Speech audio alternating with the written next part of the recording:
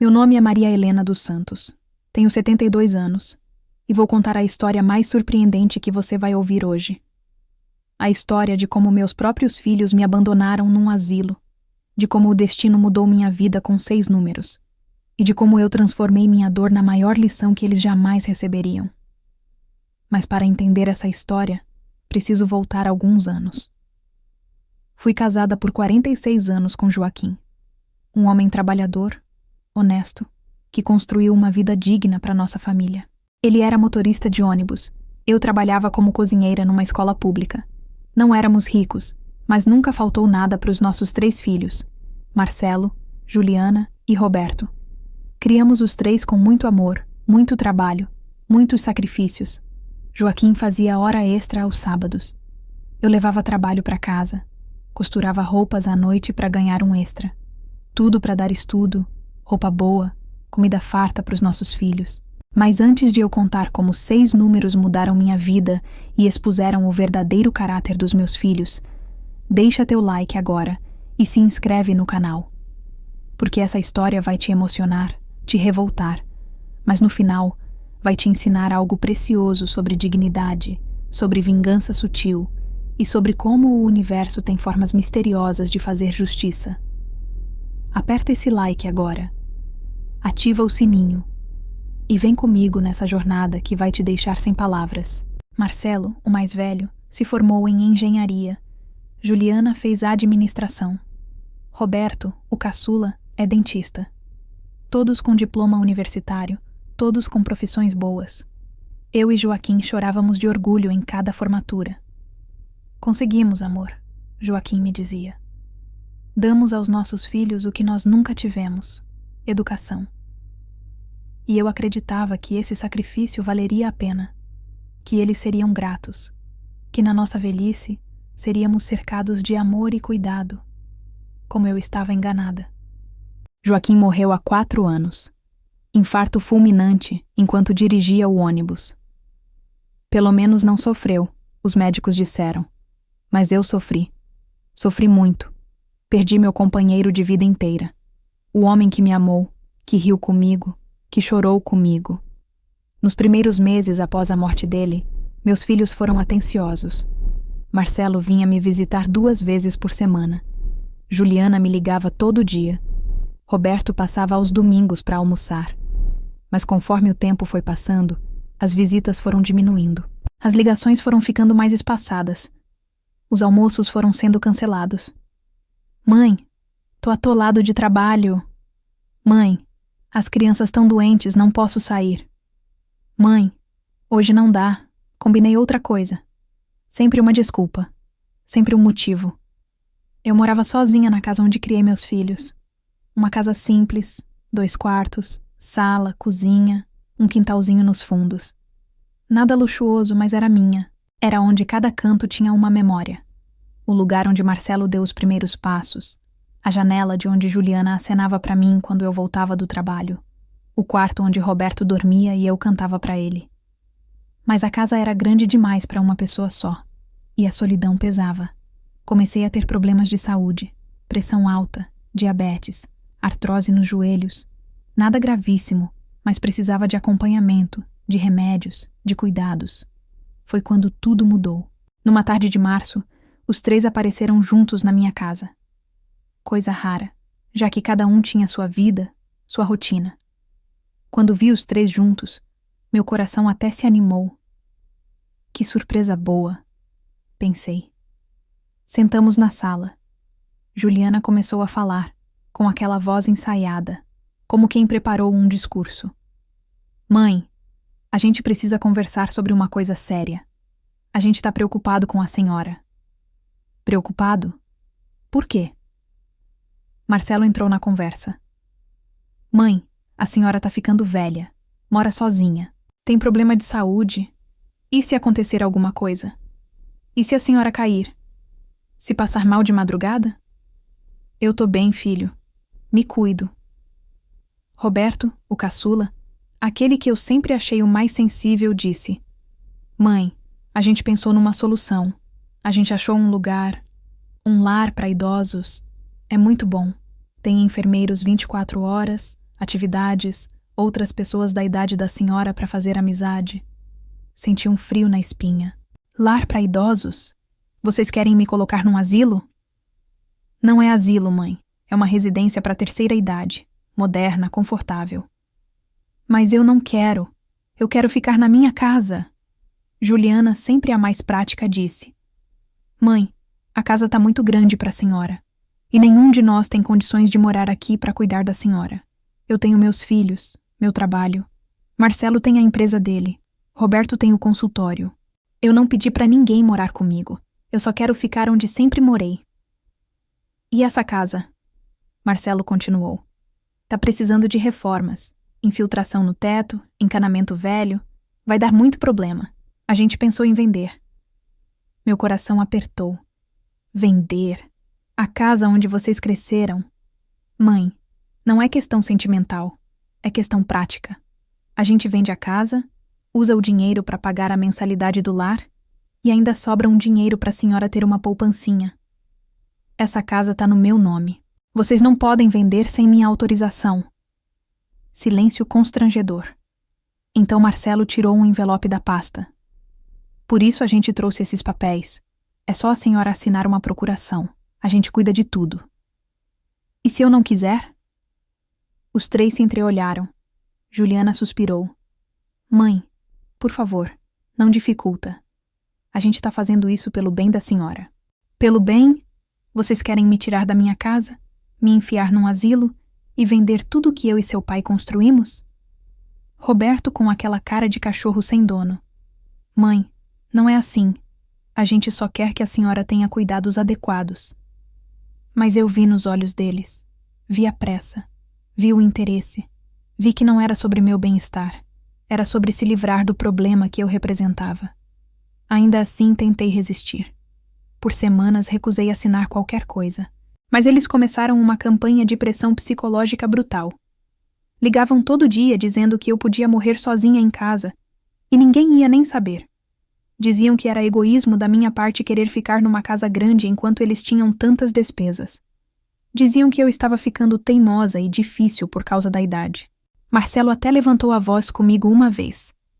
A senhora quer acabar como aquelas velhas que morrem e só descobrem semanas depois pelo cheiro? Juliana chorava no telefone. Lágrimas falsas, percebi depois. Mãe, eu não durmo de noite pensando na senhora aí sozinha. Pelo amor de Deus, deixa a gente te ajudar. E Roberto, o manipulador mais sutil. Mãe, eu visitei o lugar.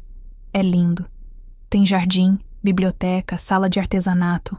A senhora vai fazer amigos, vai ter atividades. Vai ser muito melhor que ficar aqui sozinha assistindo TV o dia inteiro.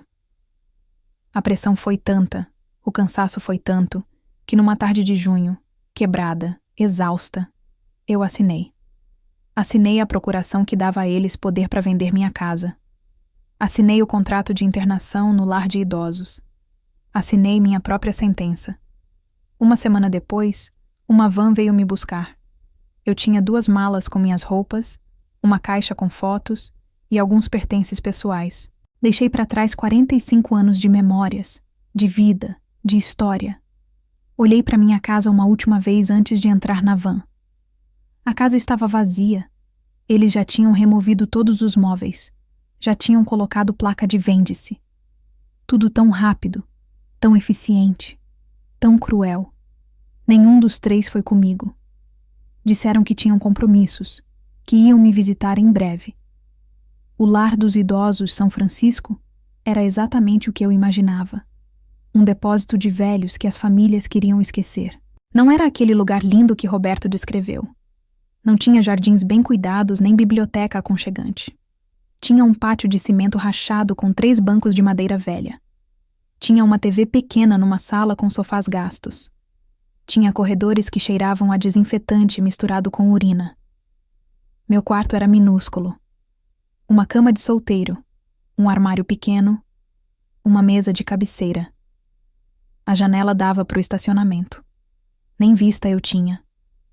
Nos primeiros dias, chorei muito. Chorei pelas noites, sozinha naquela cama dura, ouvindo os gemidos e tosses dos outros idosos pelos corredores. Chorei pelo Joaquim, que se estivesse vivo nunca teria deixado isso acontecer. Chorei por mim mesma, por ter sido tão fraca, por ter cedido.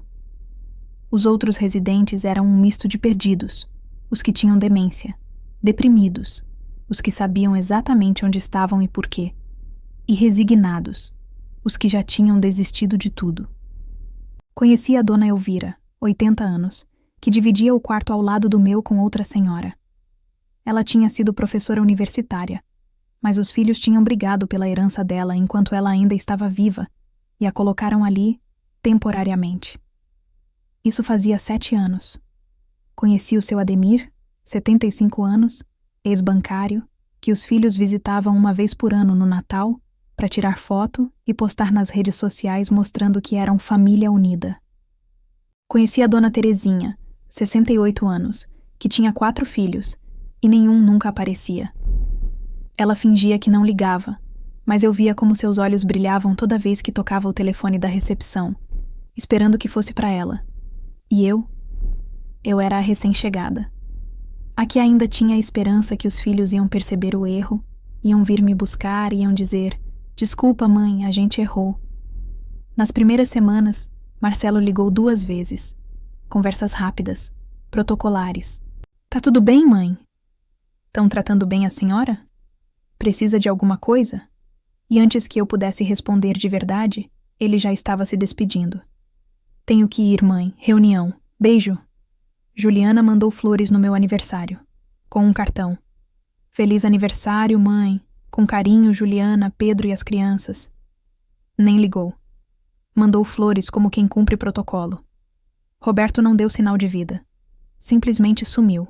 2 meses depois de me colocarem ali, descobri por acaso, por uma carta que chegou para mim, que minha casa tinha sido vendida por R$480 mil. A mensalidade do asilo era R$3.500. Fazendo as contas, 480 mil daria para pagar 137 meses, mais de 11 anos de asilo. Mas eu sabia que aquele dinheiro não seria só para isso. Liguei para o Marcelo. "Filho, soube que a casa foi vendida." "Ah, é, mãe. Foi rápido. Apareceu um comprador interessado." "E o dinheiro?" "Tá guardado, mãe. Numa aplicação rendendo bem. A gente usa para pagar a mensalidade aí da senhora." "Quero ver o extrato." Silêncio. "Mãe, a senhora não confia na gente?" "Quero ver o extrato, Marcelo." "Tá bom, mãe. Eu mando. Depois eu mando." Nunca mandou. Comecei a desconfiar. Comecei a perceber que tinha sido não só abandonada, mas roubada. Foi quando a depressão me bateu de verdade. Parei de comer direito.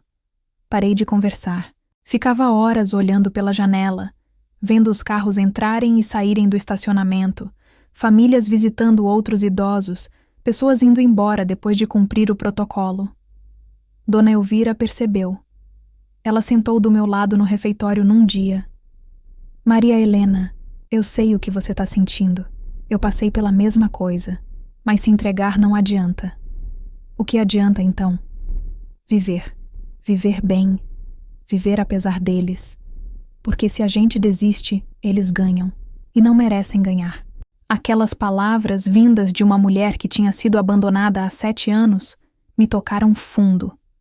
Decidi que não ia definhar ali. Não ia dar esse gostinho para os meus filhos. Comecei a participar das atividades. Oficina de artesanato. Descobri que eu era boa em crochê. Aula de alongamento. Meus joelhos não agradeceram, mas minha cabeça sim. Sessões de cinema. Filmes antigos que me faziam lembrar de quando eu era jovem. Fiz amizades de verdade. Dona Elvira virou minha melhor amiga. Seu Ademir, que era engraçado e contador de histórias, alegrava nossos almoços. Dona Terezinha me ensinou a jogar buraco e viramos parceiras de baralho. E foi Dona Elvira quem me apresentou ao grupo da loteria. Toda semana, 6 moradores juntavam R$10 cada um e faziam uma fezinha na Mega Sena. "A gente nunca ganhou nada", ela dizia rindo. "Mas é divertido sonhar." Entrei no grupo. Que diferença fazia R$10 por semana? A mensalidade do asilo comia 3. 500 da minha herança, todo mês mesmo, dinheiro que eu nem via a cor. Éramos 6 no grupo. Eu, Dona Elvira, seu Ademir, Dona Terezinha, seu Geraldo, um senhor quieto que quase não falava, e Dona Carmen, uma senhora alegre que cantava boleros. Todo sábado, seu Ademir ia até a lotérica e fazia o jogo. A gente escolhia os números juntos, cada um dava uma opinião. Era quase uma festa. E assim foram passando os meses. Completei 1 ano no asilo. Meus filhos tinham virado figuras raras. Marcelo ligava 1 vez por mês. Juliana mandava mensagem de WhatsApp de vez em quando. Oi, mãe. Como está? Beijos. Roberto continuava invisível. Nenhum deles jamais foi me visitar. Nem uma vez. No Dia das Mães, recebi 3 mensagens. Marcelo. Feliz Dia das Mães. Juliana. Te amo, mãe. Feliz Dia das Mães. Roberto. Parabéns pelo seu dia, mãe. Mensagens prontas. Genéricas. Vazias. Dona Elvira, que não tinha filhos, fez um bolo para mim. Feliz Dia das Mães para a melhor mãe que eu conheci, mesmo eu não sendo sua filha. E me abraçou apertado. Eu chorei. Mas não de tristeza, de gratidão. Porque percebi que família não é quem tem seu sangue, é quem tem seu coração. Foi em agosto, numa quarta-feira, que tudo mudou. Seu Ademir voltou da lotérica com o comprovante do jogo e o jornal. A gente sempre conferia os números no sábado à noite, quando saía o sorteio. Esse sábado era 18 de agosto. Nos reunimos os 6 na sala de TV, cada um com seu papelzinho com os números que a gente tinha escolhido. O sorteio começou, as bolinhas girando. Os números saindo um por um, primeiro número, 07. Temos! Seu Ademir gritou. Segundo número, 15. Temos! Dona Carmen vibrou. Terceiro número, 23. Temos também. Eu mal acreditava. Quarto número, 31. 4. Dona Terezinha começou a tremer. Quinto número, 42. 5 números. Seu Geraldo, que nunca falava, estava de pé. Todos estávamos de pé. O refeitório inteiro olhando pra gente. Sexto número, 58. Silêncio absoluto. Então seu Ademir, com a mão tremendo, olhou pro bilhete. A gente ganhou. A gente ganhou a Mega Sena. O caos, gritos, choros, abraços. A enfermeira veio correndo achando que alguém tinha passado mal. A gente tinha acertado os 6 números. Ficamos a noite inteira acordados, recalculando, conferindo, tendo certeza de que não era erro. Não era erro. A Mega Sena tinha acumulado por semanas. O prêmio era de 52 milhões de reais. 52 milhões, dividido por 6 pessoas, 8 milhões e 666 mil reais para cada um. Eu, Maria Helena dos Santos, 72 anos, abandonada pelos filhos num asilo, tinha acabado de ganhar mais de 8 milhões de reais. Passamos o domingo em estado de choque. Segunda-feira, seu Ademir, que tinha sido bancário e entendia dessas coisas, nos organizou. Fomos juntos, os 6 de táxi. Não ia ser de van do asilo, até a Caixa Econômica resgatar o prêmio. O gerente quase teve um infarto quando viu 6 idosos reivindicando um prêmio de 52 milhões. Mas estava tudo certo. Documentação, bilhete, tudo conforme. 2 semanas de burocracia. Mas então, caiu na conta de cada um de nós. 8.166 mil reais. 8.666 mil reais. A primeira coisa que fiz, contratei um advogado. Um advogado muito bom, que me custou 50 mil reais só de consulta inicial, mas valeu cada centavo. Dona Maria Helena, a senhora quer processar seus filhos? Não, ainda não. Primeiro, eu quero descobrir o que eles fizeram com o dinheiro da venda da casa. Segundo, eu quero um plano. Ele sorriu. Acho que gostou de mim. Descobrimos. Dos 480 mil reais da venda da casa, apenas 120 mil tinham sido depositados numa conta em meu nome, que os filhos controlavam. Os outros 360 mil tinham sido divididos entre os 3. Marcelo usou 120 mil para dar entrada numa casa maior. Juliana usou 120 mil para abrir uma loja de roupas. Roberto usou 120 mil para comprar um carro novo, um SUV importado. Meu dinheiro. Da venda da minha casa. Dividido entre eles como se fosse herança adiantada. Posso processar e ganhar fácil, o advogado disse. Ainda não, respondi. Deixa eu pensar na estratégia. Enquanto isso, os outros 5 ganhadores fizeram escolhas diferentes. Dona Elvira comprou um apartamento lindo com vista para o mar e foi morar lá. Me convidou para visitar. Chorou o tempo todo mostrando o lugar. Eu nunca pensei que ia sair daquele asilo, Maria. Nunca. Seu Ademir comprou uma casa e trouxe a irmã dele, que morava de favor com sobrinha, para morar junto. Agora nós 2 vamos viver bem nossos últimos anos. Dona Terezinha ligou para os 4 filhos dela, que nunca apareciam, e mandou a mesma mensagem para todos. Ganhei na loteria. Não vou deixar nada para vocês. Vou gastar tudo comigo. Abraços. E foi viajar pelo mundo. Postava fotos de Paris, Roma, Nova York. Nunca vi Dona Terezinha tão feliz. Seu Geraldo fez algo lindo.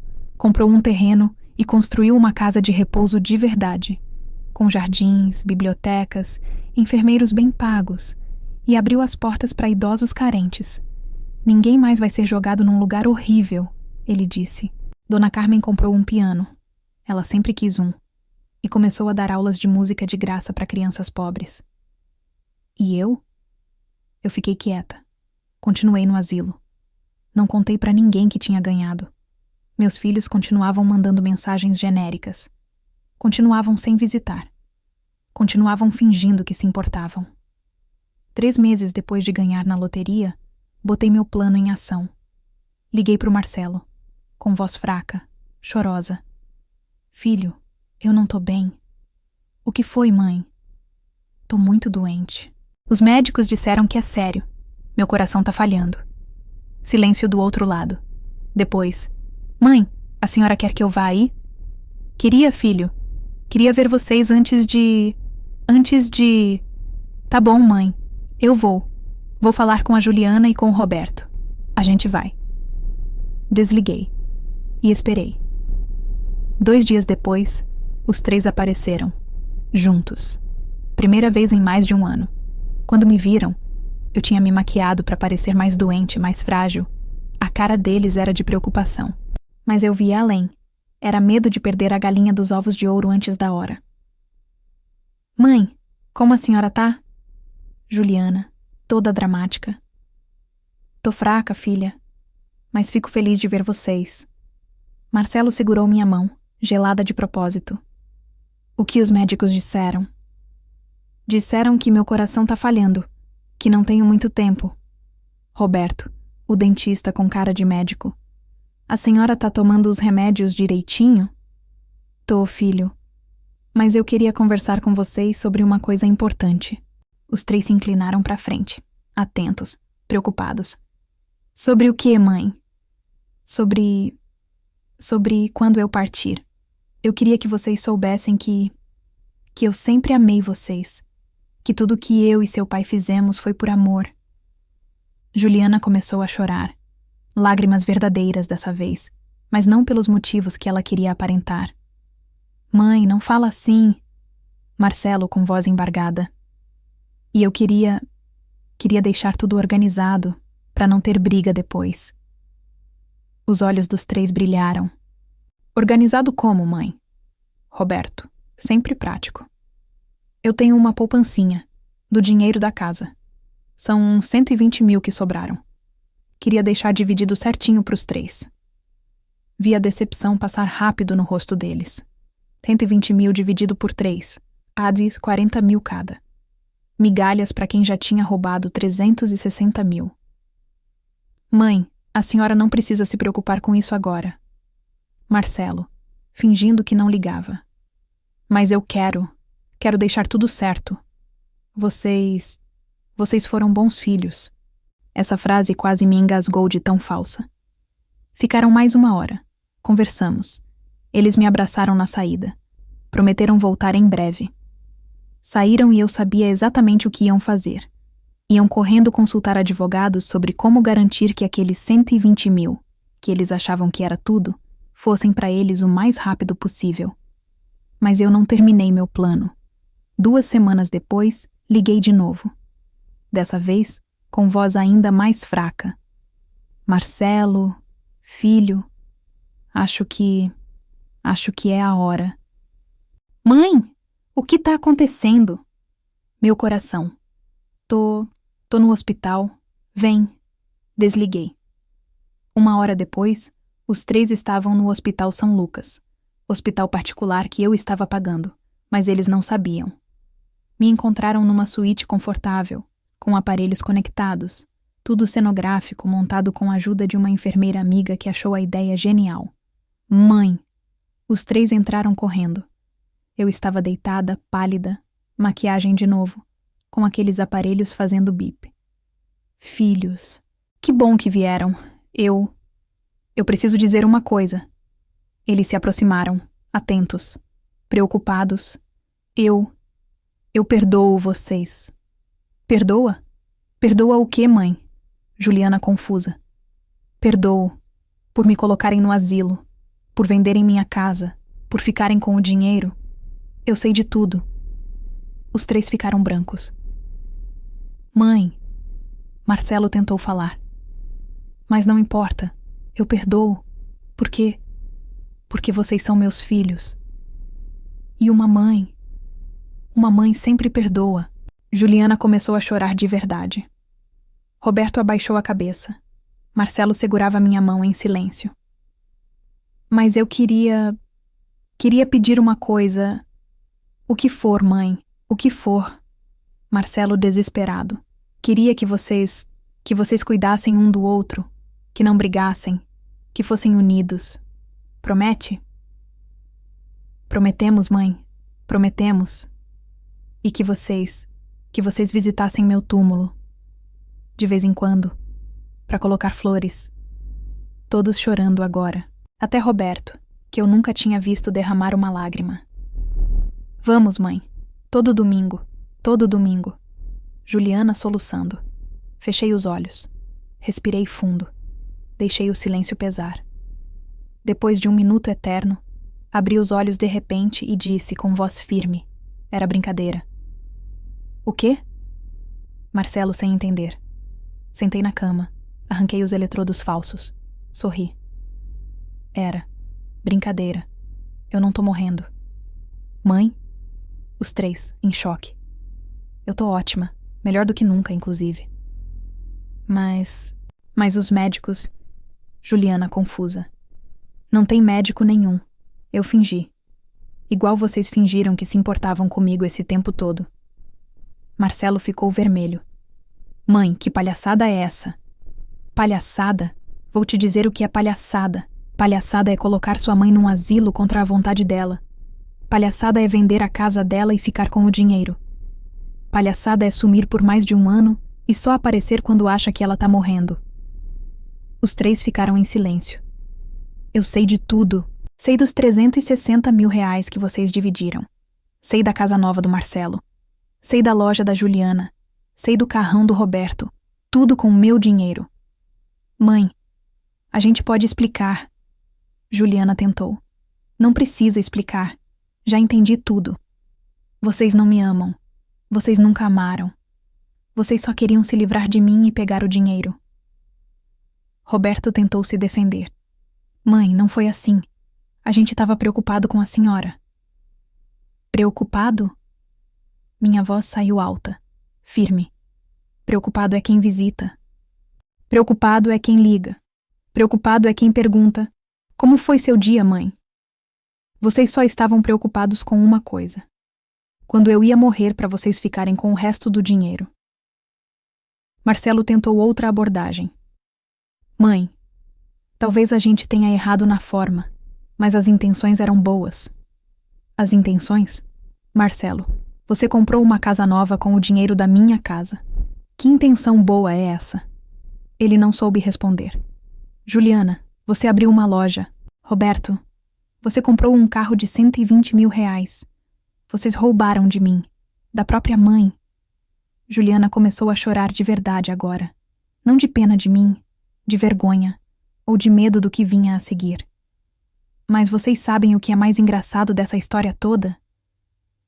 Eu me levantei da cama, tirei o avental hospitalar, revelando uma roupa normal por baixo. Vocês se deram ao trabalho de roubar 360 mil reais e perderam milhões.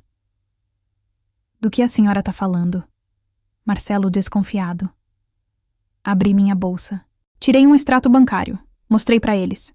Saldo em conta corrente. 8.666 mil reais. Os três olharam. Piscaram. Olharam de novo. Isso é verdade? Roberto pálido. Verdadeiro como vocês abandonarem a própria mãe num asilo imundo.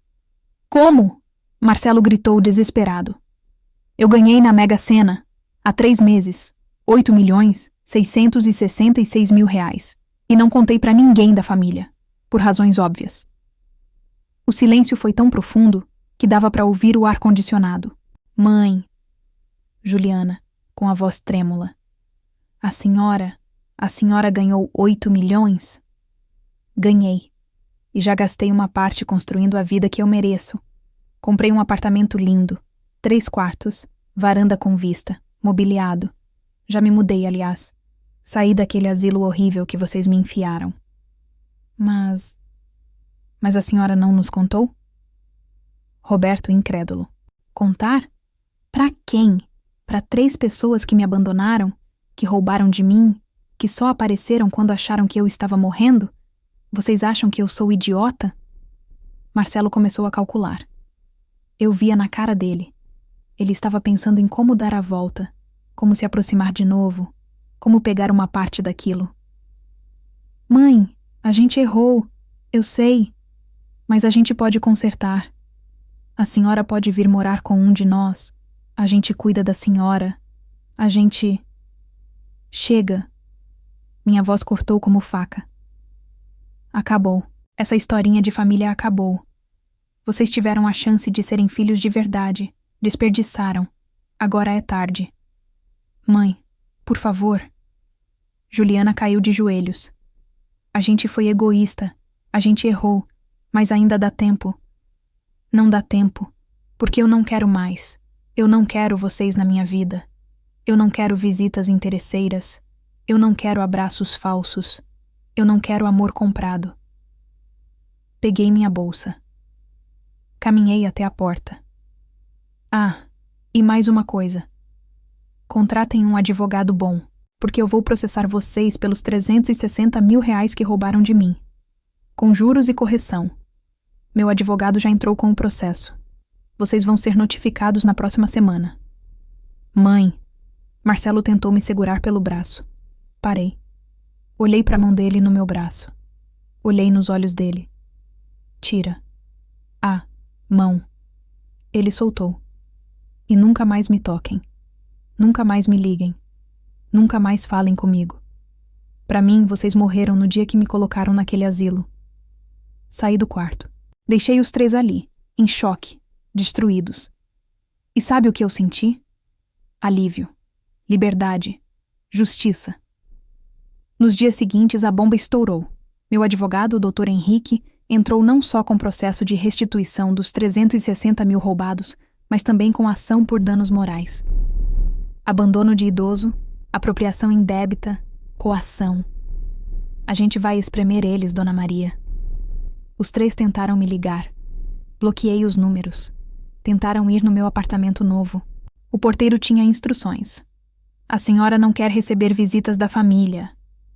Marcelo mandou uma carta registrada. Mãe, por favor, vamos conversar. A gente pode entrar num acordo. Não precisa levar isso para a justiça. Respondi através do advogado. Não há acordo possível. Nos vemos no tribunal. Juliana tentou uma aproximação emocional. Mandou as netas, minhas bisnetas que eu mal conhecia, com uma carta. Vovó, a mamãe disse que a senhora está brava. A gente te ama. Vem jantar com a gente? Meu coração apertou. Não pelas palavras da Juliana, mas pelas crianças inocentes. Mas eu sabia que era manipulação. Mandei um recado educado para as crianças. A vovó ama vocês, mas não pode ir agora. Quando vocês crescerem, a gente conversa. Roberto foi o único que não tentou contato. Simplesmente desapareceu. Soube depois, por uma amiga comum, que ele estava envergonhado demais. Enquanto isso, eu construía minha vida nova. Meu apartamento era um sonho. Decorei com carinho, cada canto com algo que me representava. Tinha uma sala de costura. Voltei a costurar, algo que amava e tinha abandonado. Tinha uma biblioteca. Sempre quis uma. Tinha uma varanda com jardim onde eu tomava café toda manhã vendo o sol nascer. Voltei a ter vida social. Saía para almoçar com Dona Elvira, que morava a 20 minutos de mim. Ia ao teatro. Nunca tinha ido na vida. Fiz aulas de pintura, descobri que era péssima, mas me divertia. Viajei. Pela primeira vez na vida, saí do Brasil. Fui para Portugal. Sempre quis conhecer a terra dos meus avós. Fui para a Argentina. Buenos Aires é linda. Fui até para o Nordeste brasileiro. Praias maravilhosas que eu só via na TV. E o melhor, fiz tudo sem culpa. Sem sentir que estava gastando a herança dos filhos. Porque aquele dinheiro era meu. Eu ganhei. E eu merecia cada centavo de felicidade que ele me proporcionava. 6 meses depois, o processo foi a julgamento.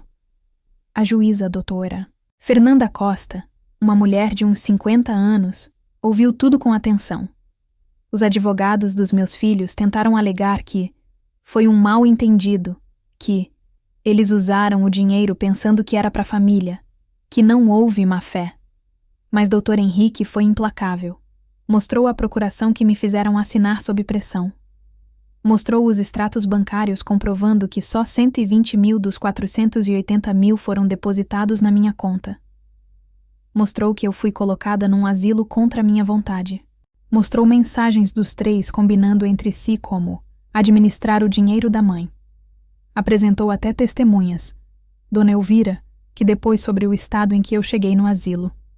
A assistente social do asilo, que confirmou que eu chorava todas as noites os primeiros meses. Até o porteiro do meu prédio antigo, que testemunhou como os móveis da minha casa foram removidos às pressas, antes mesmo de eu sair. A juíza ouviu tudo. No final, olhou para os meus 3 filhos, que estavam sentados lado a lado no banco dos réus. É uma das histórias mais tristes que já ouvi neste tribunal. 3 filhos, todos com formação superior, todos com condições financeiras razoáveis, abandonam a própria mãe viúva num asilo e se apropriam do patrimônio dela. E só demonstram arrependimento quando descobrem que ela tem mais dinheiro. Marcelo tentou falar, mas a juíza levantou a mão. Silêncio. Eu não terminei. A senhora, ela olhou para mim, criou esses 3 indivíduos com amor, dedicação e sacrifício. Trabalhou a vida inteira para dar a eles educação. E como foi retribuída? Com abandono, roubo e desrespeito. Ela voltou para os meus filhos. Vocês deveriam ter vergonha. E vão pagar por isso. A sentença. Devolução dos 360 mil reais com juros e correção monetária. Dava uns 410 mil no total. Mais 150 mil de danos morais, divididos igualmente entre os 3. Total. 560 mil reais que eles teriam que pagar. Marcelo empalideceu. Juliana começou a chorar. Roberto colocou a cabeça entre as mãos. Eu não senti pena, senti justiça. Mas a juíza não tinha terminado. E mais, fica determinado que os réus estão proibidos de se aproximar da autora num raio de 100 metros. Qualquer contato não autorizado será considerado violação de medida protetiva e resultará em prisão. Ou seja, meus filhos não podiam nem chegar perto de mim legalmente. Saímos do tribunal. Dr. Henrique apertou minha mão. Dona Maria, a senhora foi corajosa. Poucos idosos têm coragem de processar os próprios filhos. Eles não são mais meus filhos, doutor. São apenas 3 estranhos que um dia eu amei. Nos meses que se seguiram, a vida dos 3 desmoronou de forma poética. Marcelo teve que vender a casa nova que tinha comprado, com o meu dinheiro, para pagar a dívida comigo. Voltou a morar num apartamento alugado menor. A esposa dele, Patrícia, pediu divórcio. Não casei com um ladrão. Ela disse antes de sair. Levou as 2 filhas. Juliana teve que fechar a loja que tinha aberto, com o meu dinheiro. As dívidas se acumularam. O marido, Pedro, não aguentou a pressão e o casamento entrou em crise. Soube que estavam em terapia de casal, tentando salvar o que restava. Roberto perdeu o carro, que tinha comprado com o meu dinheiro, para pagar a parte dele. Mas pior, os pacientes do consultório dele começaram a descobrir a história. Pequena cidade, fofoca corre rápido. E muitos pararam de ir. Não quero ser atendido por alguém que fez isso com a própria mãe, um paciente disse antes de cancelar. E eu florescia. Usei parte do dinheiro que recebi do processo para fazer algo que sempre quis: criar uma fundação. A Fundação Maria Helena tinha um propósito simples: ajudar idosos abandonados. Compramos uma casa grande, reformamos e abrimos as portas para idosos que estavam em situação vulnerável. Não era um asilo, era um lar de verdade, com quartos individuais dignos, alimentação de qualidade, atividades, passeios, carinho. Dona Elvira veio trabalhar comigo como voluntária. Seu Ademir também. A gente formou uma equipe de idosos ajudando outros idosos. Nosso primeiro morador foi um senhor chamado José, 78 anos, que tinha sido colocado num asilo pelo filho e estava em depressão profunda. Em 3 meses morando conosco, ele estava sorrindo de novo, fazendo artesanato, jogando dominó. Nossa segunda moradora foi Dona Aparecida, 70 anos, que os filhos tinham abandonado num asilo público horrível. Ela chorou quando viu o quarto dela. É meu? Só meu? Eu não preciso dividir? Em 1 ano, tínhamos 15 moradores. Todos com histórias tristes, todos renascendo. E sabe o que era mais bonito? Ver aquelas pessoas redescobrindo que ainda tinham valor, que ainda podiam ser amadas, que ainda tinham propósito. Seu José começou a dar aulas de marcenaria para as crianças da comunidade.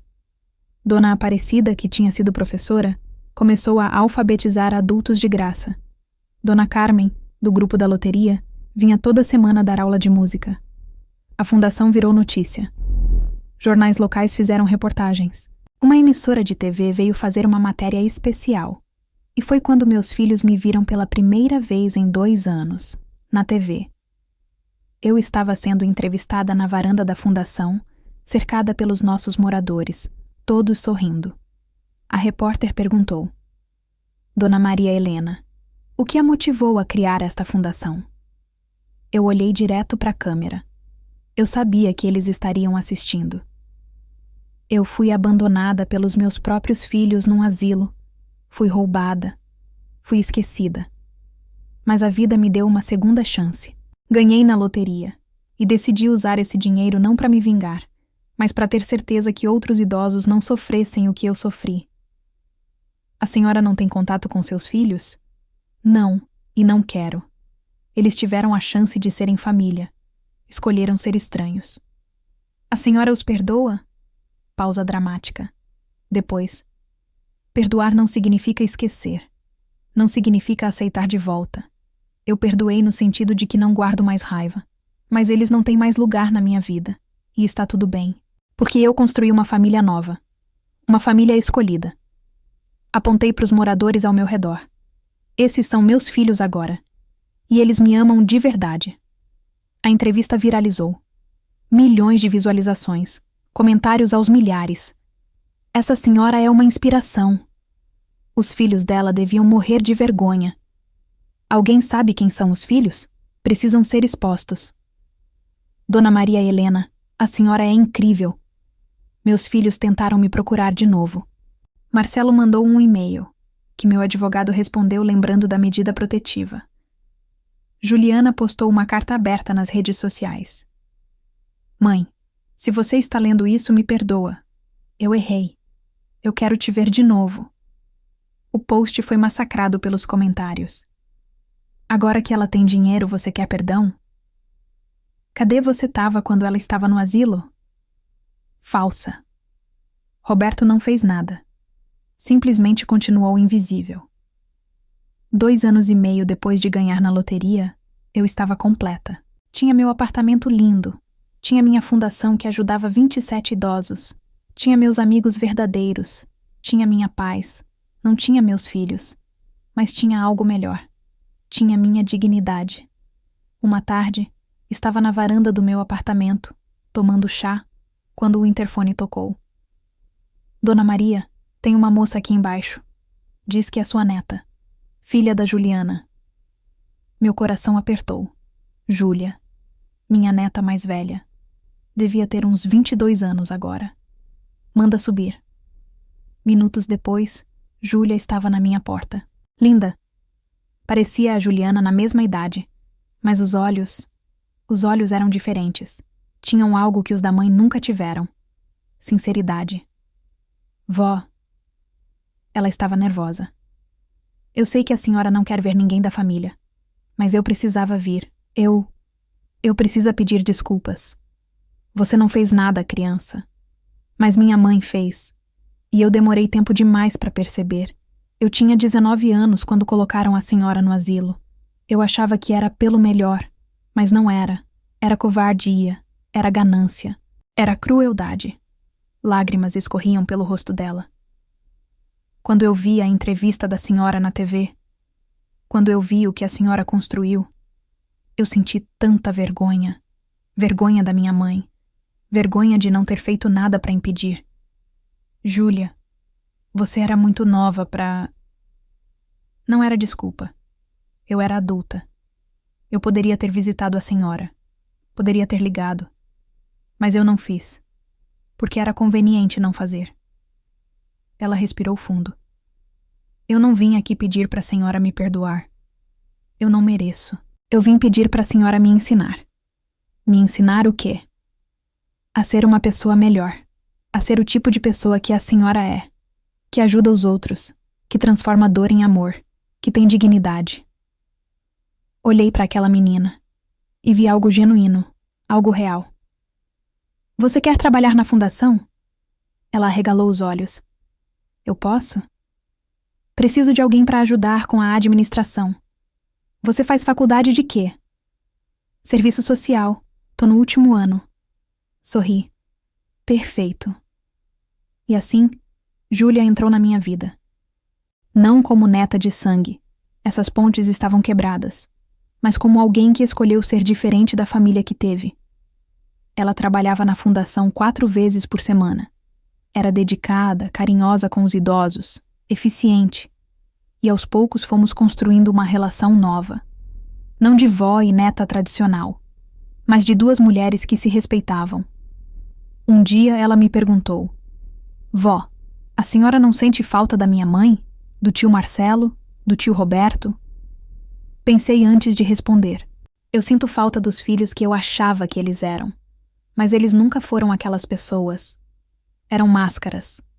Então não, eu não sinto falta. Eu sinto alívio por ter descoberto a verdade a tempo de ainda aproveitar minha vida. A senhora acha que eles mudaram? Não sei, e não me importo. Porque mesmo que tenham mudado, eu não quero mais. Algumas pontes, quando queimam, não têm reconstrução possível. Hoje, 5 anos depois de ter sido colocada naquele asilo horrível, eu tenho 77 anos. Ainda moro no meu apartamento lindo. A fundação já ajudou mais de 80 idosos. Júlia se formou e trabalha comigo tempo integral. Viajei para 12 países. Aprendi a pintar. Ainda sou péssima, mas me divirto. Tenho um grupo de amigas que joga buraco toda terça. Vou ao teatro 1 vez por mês. E mais importante, sou feliz. Marcelo está reconstruindo a vida. Casou de novo. Tem um filho pequeno. Dizem que está sendo um pai melhor. Espero que sim. Espero que aquele bebê nunca passe pelo que eu passei. Juliana se divorciou. Está em terapia. Júlia diz que a mãe chora muito, que se arrepende e que queria uma chance. Mas eu já dei todas as chances. Não tenho mais. Roberto sumiu. Mudou de cidade. Ninguém sabe onde está. Talvez seja melhor assim. Eles nunca mais tentaram contato direto.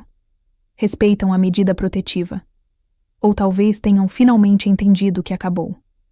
Do dinheiro da loteria, ainda tenho uns 4 milhões investidos, que rendem bem e garantem meu futuro. O resto foi usado para a fundação, para as viagens, para viver. E você sabe qual foi a melhor parte de tudo isso? Não foi o dinheiro, não foi a vingança, não foi a exposição deles. Foi descobrir que eu era forte, que eu não precisava deles, que eu podia ser feliz sozinha, que eu merecia respeito, que eu tinha valor, com ou sem filhos, com ou sem dinheiro. Passei 72 anos da minha vida achando que meu propósito era ser mãe, ser esposa, ser cuidadora, e descobri, nos meus últimos anos, que meu propósito era ser eu mesma. Se você está me ouvindo agora e é mãe, pai, avô, avó, seu valor não está nos seus filhos, está em você. Se seus filhos te amam e te respeitam, agradeça, cultive, proteja. Mas se seus filhos te usam, te abandonam, te desrespeitam, não tenha medo de cortar laços. Família não é desculpa para abuso. E se você é filho, filha, olha para o seu pai, para sua mãe. Eles não vão estar aqui para sempre. E quando eles se forem, o que vai doer não é a herança que você não recebeu. É o abraço que você não deu. É a visita que você não fez. É o eu te amo que você não disse. Meu nome é Maria Helena dos Santos. Tenho 77 anos. Fui abandonada num asilo pelos meus filhos. Ganhei na loteria. E usei esse dinheiro não para me vingar, mas para me libertar. E se eu pudesse dar um conselho para cada pessoa assistindo isso agora, seria: nunca é tarde para recomeçar. Nunca é tarde para escolher sua felicidade. Nunca é tarde para ter dignidade. E às vezes, a maior herança que você pode deixar não é dinheiro. É o exemplo de como se levanta depois de cair. Essa história te tocou? Te fez pensar na tua própria família? Comenta aqui embaixo. Você acha que a Maria Helena foi muito dura? Ou foi exatamente o que eles mereciam? Se essa história mexeu com você, deixa teu like agora. Se inscreve no canal porque toda semana tem mais histórias reais que vão te fazer refletir sobre família, dignidade e justiça. E se você tem pais ou avós vivos, para tudo o que você está fazendo agora e vai ligar para eles. Não espera eles ganharem na loteria para você se importar. Ama eles agora, enquanto ainda dá tempo. Compartilha esse vídeo. Pode ser que ele salve um idoso de ser abandonado. Pode ser que ele faça um filho pensar 2 vezes antes de esquecer os pais. Pode ser que ele lembre alguém que ainda tem tempo de consertar as coisas. Obrigada por ter ficado até o final. Você que assistiu tudo merece um abraço. E agora, sério, vai ligar pros teus pais. Vai, porque um dia vai ser tarde. E não vai ter loteria que traga eles de volta.